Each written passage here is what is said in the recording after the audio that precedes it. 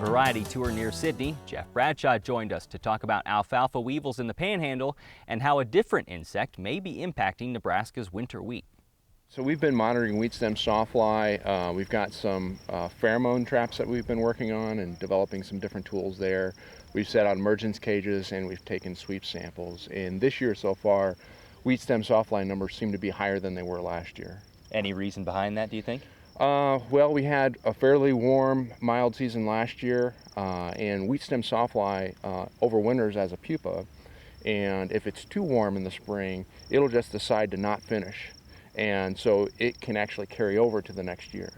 So I think part of our issue this year is carryover from last year and just having a big emergence. What's the damage that it does to wheat? I mean, what are you looking for in the plant? Yeah, so the wheat stem sawfly, the adult lays an egg in the stem in a tiller, and the larva will feed inside. So there's a little bit of damage associated with that larval feeding activity.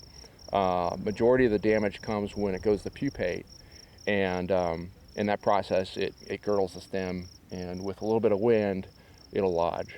So there's no treatment recommendation for this, or there's no option right now for treatment, correct?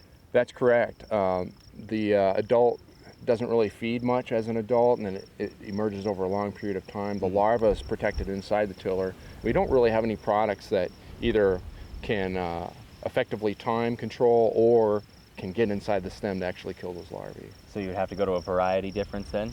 That's right. So at what level would you do that? You know, at what level of damage would you consider going to that the next year?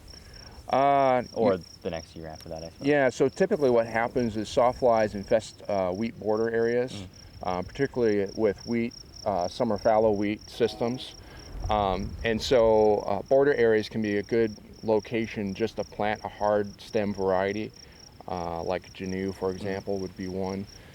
And you'd really have to go on history. So if you've got a history of certain areas of the field that have high wheat stem sawfly infestation, and you've got, say, a no-till situation, and then that might be a good target for some of those hard stem wheats. Because there's generally about a 10 to 20% yield drag on the hard stems, it might be wise not to plant an entire field to it.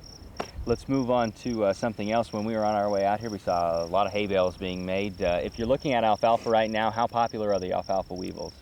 Yeah, well, they're not everyone's favorite right now. We've had a lot of issues throughout the Panhandle. Recently talked to John Thomas, our extension educator up in Box Butte. And one of the issues that we've had is alfalfa weevil in regrowth. It was an issue before cutting. It's still an issue now with regrowth, particularly in areas that are a little bit water stressed anyway. And so there's a lot of growers, a lot of scouts trying to keep up with weevil. Any options for the producer? Yeah, there's some pretty good chemical controls that are available for alfalfa weevil. It's just timing and keep on top of scouting is important. And we're working within Extension to try to find better tools for scouting. Right now there is a neb guide that's available for alfalfa weevil, but it doesn't really have the best protocols available for regrowth and sampling regrowth. So we're working on those tools right now. One of the other tools you're working on is iWheat. Explain to me what iWheat is. Yeah, so I stands for information, and iWheat.org is a website that's really being led by Kansas State. It's part of a multi-state funded effort, and the website really has things like our wheat production guide online, but there's a complementary site to that called my.iwheat.org.